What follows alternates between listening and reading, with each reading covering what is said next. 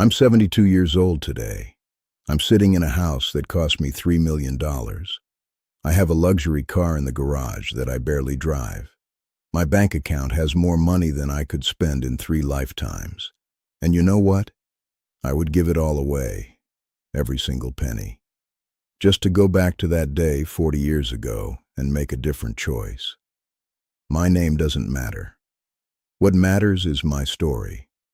Because if even one person watching this learns from my mistakes, then maybe, just maybe, my pain will mean something. I grew up in a small town. We weren't rich. My father worked at the local factory. My mother was a school teacher. We lived in a simple house with 3 bedrooms. The paint was peeling. The roof leaked when it rained hard. But that house was filled with something I didn't appreciate back then. It was filled with love. I was the smart kid in school. Everyone said I was going places. My parents were so proud. They saved every penny they could for my college education. I remember my mother wearing the same 2 dresses for years because she was putting money aside for me. My father worked double shifts. I see that now. Back then, I just thought that's what parents did. And there was Sarah, my childhood sweetheart. We met when we were 15. She had the most beautiful smile I'd ever seen. We used to sit by the river and talk for hours about our future. She wanted to be a nurse. She wanted to help people in our town. She wanted a simple life, a good life, with me. When I graduated from college, I got 2 job offers. One was in our hometown. It was a decent job at the local bank. Good salary. Nothing special, but enough. I could buy a nice house, start a family, be near my parents who were getting older, be with Sarah. The other offer was in New York City, a big corporate job, triple the salary, a chance to climb the ladder, a chance to make something of myself, to be somebody. I remember the night I had to decide. My father sat me down at our old kitchen table. He put his rough working hands on mine and said, "Son, money is important, but it's not everything. Your mother and we're not getting any younger. We'd love to have you close, but this is your life. You decide." Sarah didn't say much. She just looked at me with those eyes and said, "I'll support whatever you choose, but I can't leave this town. My family is here. My dream is here. I want to help our community." I chose New York. I told myself I was being smart, being ambitious. I told myself I could visit often. I told myself this was about building a future. I convinced myself that money would solve everything, that once I made enough, I could come back. I could give my parents a better life. I could give Sarah everything she ever wanted. I was 23 years old and I was a fool. The first year in New York was exciting. Everything was new. The tall buildings, the fast pace, the opportunities. I worked 80 hours a week.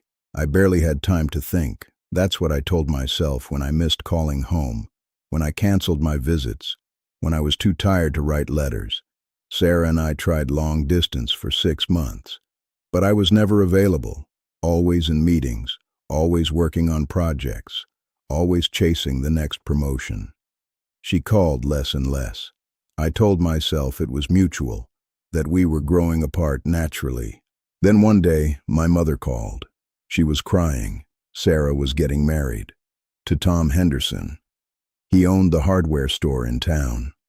A simple good man who was there, who showed up, who chose her over ambition. I felt something break inside me that day, but I pushed it down. I buried it under more work, more meetings, more deals. I told myself I made the right choice. I told myself Sarah would have held me back. I told myself I was destined for bigger things.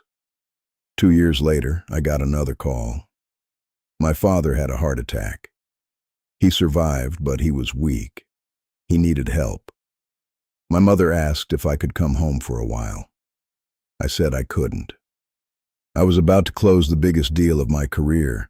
I was up for a major promotion. I sent money instead.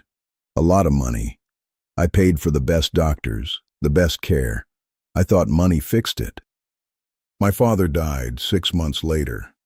I flew home for the funeral. It was the first time I'd been back in 3 years. The town looked smaller, older. Everyone looked at me differently, like I was a stranger, because I was. At the funeral, Sarah came with her husband and her 2 little kids. She hugged me and said, "I'm sorry for your loss." She was kind, but there was distance in her eyes. I wasn't part of her world anymore. My mother looked so small, so fragile. She held my hand during the entire service. After everyone left, she said, "Your father's last words were about you. He said he was proud of you. He said he wished he could have seen you one more time, really talk to you." I stayed for 3 days. Then I flew back to New York for an important meeting. I didn't even stay a week with my grieving mother. The promotions kept coming. The money kept growing. I moved into bigger apartments, wore expensive suits, ate at fancy restaurants, dated beautiful women who liked my success more than they liked me.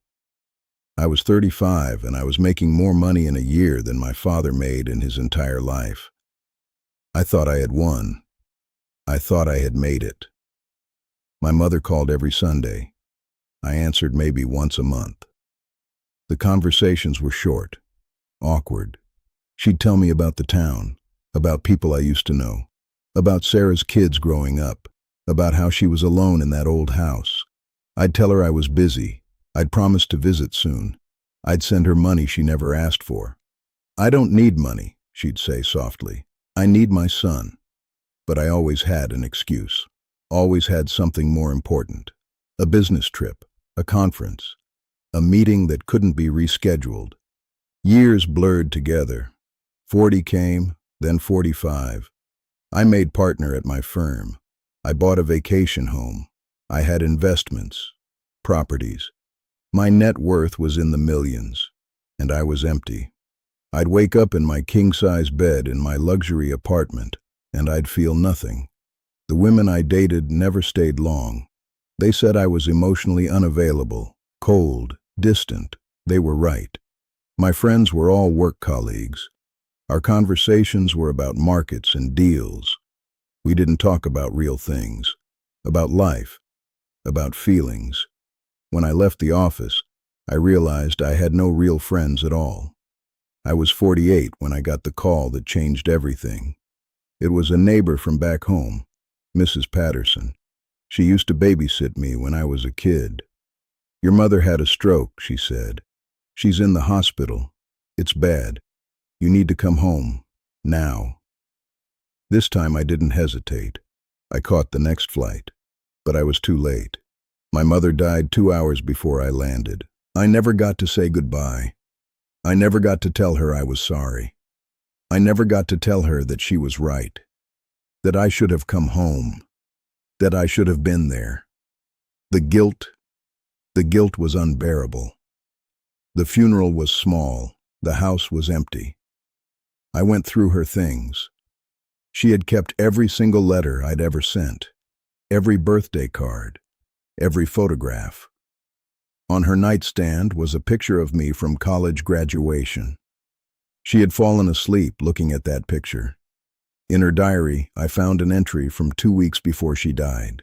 It said, "I wish my son would visit. I know he's busy. I know he's successful. I'm so proud of him. But I miss him so much. I just want to see his face one more time. Just once more." I broke down in that empty house. I cried like I hadn't cried since I was a child, because I realized the truth, the horrible, crushing truth. I had chosen money over the people who loved me. I had chosen success over the only people who ever truly cared whether I lived or died. And now they were gone, both of them, and no amount of money could bring them back. I sold my mother's house. I couldn't bear to keep it. I couldn't bear to sell it either, but I did. Sarah came to help me pack things up. She was 50 now, still beautiful, still kind. Her kids were teenagers. Her husband was with her, supportive and good. We sat in the empty living room, surrounded by boxes. "Do you have regrets?" she asked me quietly. "Every single day," I said. "You?" She smiled sadly. "Sometimes I wonder what our life would have been like. But then I look at my kids, at Tom, at the life we built, and I realize I'm happy, really happy. Are you?" I couldn't answer, because we both knew the truth. I went back to New York, but something had changed. I couldn't focus on work anymore. The deals that used to excite me felt meaningless. The money felt like paper. The success felt hollow. I was 50 years old, and I had everything except what mattered. I started making mistakes at work, missing meetings, losing focus. My partners noticed. They suggested I take some time off. "You've been working too hard," they said. "Take a break, relax." So I did. I took a sabbatical. I traveled. I saw the world. Paris, Rome, Tokyo, beautiful places. I saw them all alone. Everywhere I went, I saw families, couples holding hands, parents with their children, friends laughing together. And I had no one. I tried to reach out to old friends from my hometown. Most had moved away. The few who were still there, they were polite but distant. Too much time had passed. I was a stranger now. One person did reach out to me during this time. My old college roommate, Mike. He had stayed in teaching, never made much money, but he had a wife he loved, 3 kids, grandchildren on the way. He called me out of the blue, said he heard about my mother, said he was sorry. We talked for 3 hours, about life, about choices, about regrets. "You know what my greatest achievement is?" he said. "It's not any award or recognition. It's that my kids actually want to spend time with me, that my grandkids run to me when I visit. That's wealth, man. That's real wealth." After that call, I sat in my expensive hotel room and realized something. Mike was richer than I would ever be. I'm 72 now. 24 years have passed since my mother died, and I live with that regret every single day. I eventually retired. I moved back to my hometown, or what's left of it. Many of the old places are gone. New developments have come in. It's not the same town I left 50 years ago. I bought a small house here, not fancy, just a simple place. I volunteer at the community center. I help at the food bank. I try to be useful, try to matter to someone. Sarah and I are friendly now. We see each other at town events. Her husband passed away 3 years ago. She's a grandmother. Her life was full of love. You can see it in her eyes, in the way her children and grandchildren surround her with affection. I have no children, no grandchildren, no family at all. I have my money, millions of dollars sitting in accounts, and it means nothing. It buys me things, but not moments. Objects, but not memories. Comfort, but not joy. Every Sunday, I go to the cemetery. I sit between my mother's and father's graves. I talk to them. I tell them about my week. I apologize over and over for not being there, for choosing wrong, for being a fool. I know they can't hear me, but I do it anyway, because it's all I have left. The house I live in now is quiet, too quiet. I eat dinner alone every night. I watch TV alone. I go to bed alone. Sometimes I don't speak to another human being for days. I tried dating a few years ago, but it didn't work. How do you build intimacy at 70? How do you explain that you spent your entire life chasing the wrong things? Women my age want companionship. They want to share their lives with someone who has been building relationships. I had been building a career. The loneliest moments are holidays, Christmas, Thanksgiving, New Year's. I see families everywhere, hear laughter from neighboring houses. I sit in my quiet house with expensive decorations that mean nothing, and I remember the Christmases in that old house with the peeling paint. the ones with my parents, with Sarah, when we had nothing but we had everything. Last year, I had a health scare, chest pains. I thought it might be a heart attack. I drove myself to the hospital. No one to call, no one to worry, no one to sit by my bedside. It was just severe stress. The doctor said I needed to relax, find purpose, connect with people. "Do you have family?" he asked. "No," I said. "I have money instead." He looked at me with such pity. That look, it haunted me. That's when I decided to share my story, to warn others, to maybe save someone from making my mistakes. So let me tell you what I've learned. What I paid millions of dollars and a lifetime of loneliness to understand. Money is important. I'm not going to lie and say it's not. You need it to survive, to be comfortable, to have security. But there's a difference between enough and too much. There's a difference between providing for your family and abandoning them for wealth. Success is important. But how do you define success? I defined it by my salary, my title, my possessions. I thought that's what made a man successful. But real success is being there when your father takes his last breath, holding his hand, telling him you love him. Real success is spending Sunday afternoons with your mother, listening to her stories even when you've heard them 100 times. Real success is building a life with someone you love, watching your children grow, being there for the small moments, the ordinary moments. Because those moments, those are the ones that matter. I made millions of dollars, but I missed my father's final words. I missed my mother's last years. I missed a lifetime with a woman who loved me. I missed friendships, community, connection, love, and you can't buy those things back. No amount of money in the world can give you back time with people who are gone. If you're watching this and you're at a crossroads, if you're choosing between money and family, between career and love, between success and presence, please listen to me. Choose the people. Choose the love. Choose being there. That job will replace you in 2 weeks. The company will move on without you.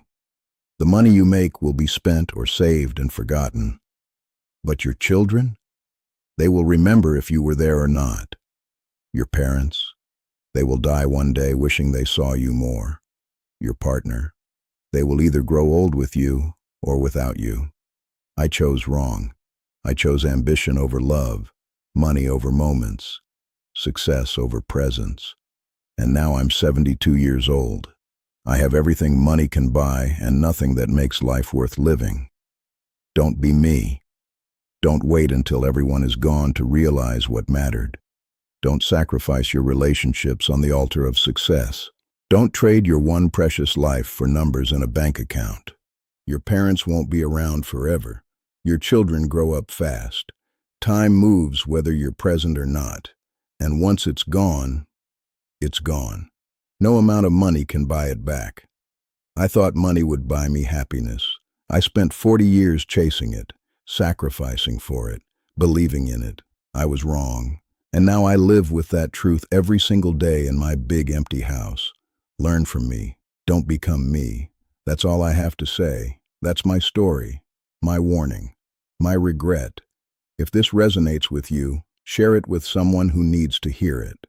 Someone who might be making the same mistakes I did. And if you're one of the lucky ones who still has time, who still has people who love them, go call them, visit them, hug them, tell them they matter. Do it today, not tomorrow. Not when you're less busy, today. Because I promise you, one day you'll run out of tomorrows, and all the money in the world won't matter anymore.